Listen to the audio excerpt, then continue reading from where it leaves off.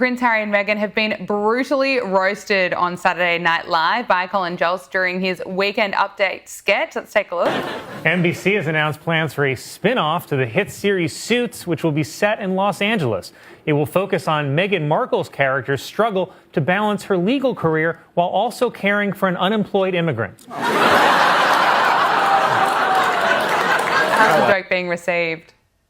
Oh, I mean, everybody thought that was pretty funny. No, nobody wants these two. If you read the comment section, everybody in the States is like, please take them back to the UK.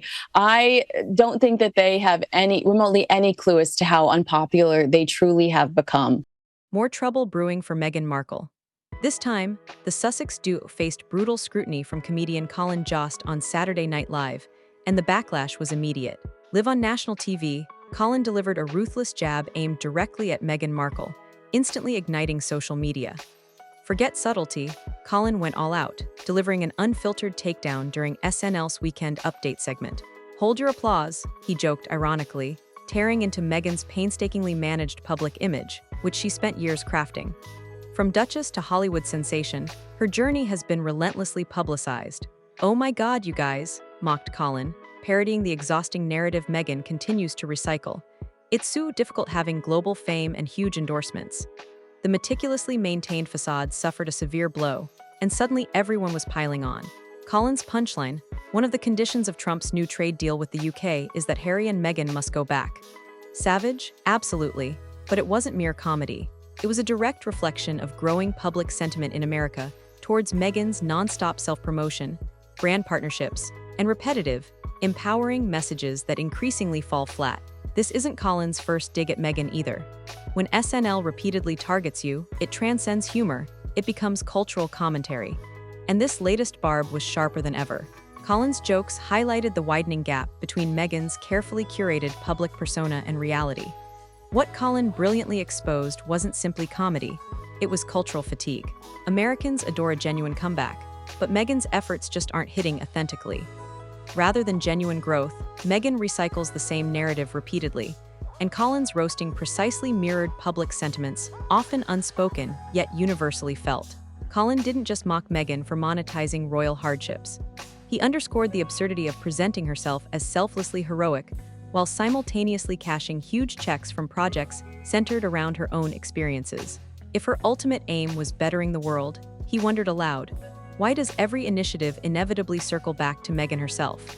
When comedy aligns this strongly with public opinion, it's clear Meghan's image crisis surpasses mere bad PR. It's a societal exhaustion. Colin's sarcasm penetrated Meghan's superficial branding, showcasing the performative nature of her actions. Leaving royal life behind for peace, only to relentlessly chase fame, seems contradictory, like a small dog endlessly chasing a car tire. The humor also reflects the undeniable disconnect between Meghan's public messaging and real-world perception. Between the perfectly staged photo ops and carefully scripted press releases exists a glaring gap highlighted repeatedly by comedians. Meghan's proclaimed authenticity and humanitarian ideals are constantly undermined by her luxurious lifestyle and calculated branding tactics. Colin didn't invent this criticism. He merely amplified sentiments simmering beneath the surface. His humor resonated deeply because it echoed the public's quiet frustrations. Behind Meghan's insistence on privacy lies a relentless stream of memoirs, podcasts, reality shows, and red carpet events. It's this discrepancy between claimed values and actual practices that Colin's satire targeted most effectively. Take, for example, Colin's previous joke linking tech billionaire missteps to Meghan and Prince Harry, playfully dubbed Prince Kermit.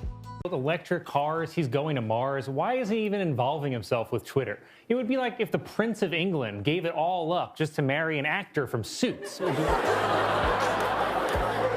Though initially unrelated, Colin cleverly positioned the Sussexes as punchlines, drawing sharp parallels between Elon Musk's blunders and Harry's royal abdication. Colin's brilliance wasn't cruel. It questioned the logic of turning royal privilege into a contradictory media spectacle. The laughter from such jokes signified more than humor. It represented relief, a collective acknowledgement of absurdities the public had long perceived but rarely voiced. Meghan and Harry's supposed liberation increasingly resembles a marketing campaign gone stale. With failed podcasts, controversial memoirs, and awkward business ventures designed more for visibility than authenticity. Perhaps most telling is Meghan's seeming refusal or inability to grasp why such jokes resonate. Whether unaware or deliberately indifferent, Meghan consistently chooses glossy branding over genuine connection.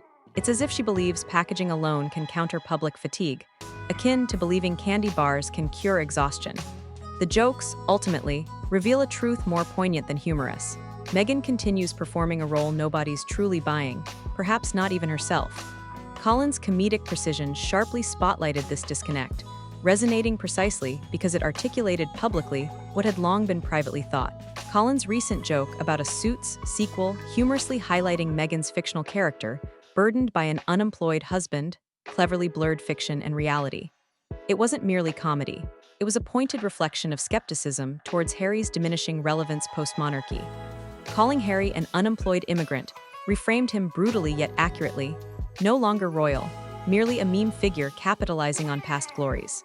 Harry's attempts to stay relevant by selling royal secrets via memoirs further fuel Colin's satire.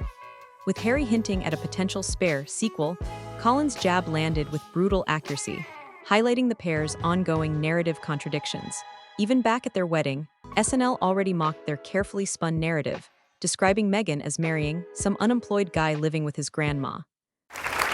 Earlier today, Suits actress Meghan Markle married some unemployed dude who still lives with his grandma.